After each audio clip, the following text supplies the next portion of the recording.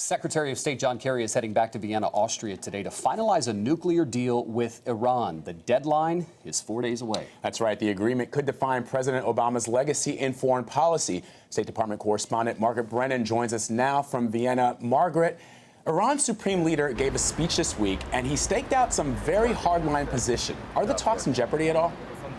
Yeah, the sun's going to peek back out, guys. Just be ready. Well, negotiators tell us that they really won't know the answer to that question till they sit across the table from Iran's negotiators tomorrow morning. Senior administration officials say talks have gotten extremely difficult in the last few days. They don't know if these public comments from the supreme leader are simply to placate some hardliners back at home who may not want to admit that they are talking about freezing Iran's nuclear program for at least a decade or more. Or is this rhetoric actually a reflection of a pullback from the negotiating table? It's not clear yet, but the hope is now that the top negotiators from Iran and the U.S., Javad Zarif and John Kerry, will be sitting across from each other, that they might be able to break through really what remain two major roadblocks.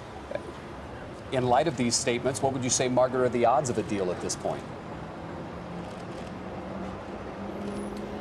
Well, there's a plan B. If these talks fall through, administration officials say they're thinking about what's next, but they really are hoping that maybe not by June 30th, maybe it'll take another few days, but they should be able to come to some type of agreement. It's really hard to call. The two sticking points that remain are the timing of when the West would allow financial sanctions to be lifted off of Iran, which has been strangling their economy.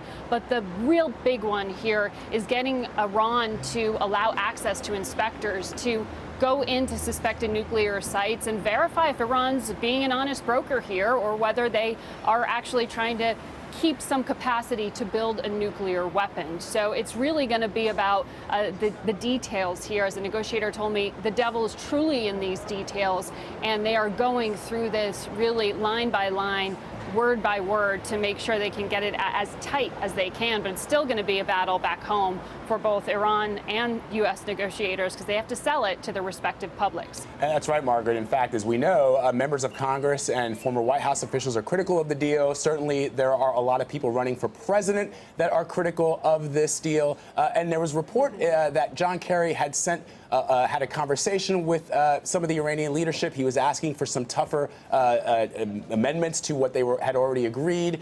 So what is the impact there with that? I'm shocked you would suggest that this is being politicized, Vlad. Let's just call it for what it is. Politics is very much adding it's adding more pressure to what are already high-stakes negotiations, because Congress has demanded that they get at least 30 days to review whatever is negotiated here. Back in Iran, there is some very skeptical hardliners as well. So it's added some pressure, but to be honest with you, Congress doesn't truly have the ability to block the president from negotiating this deal.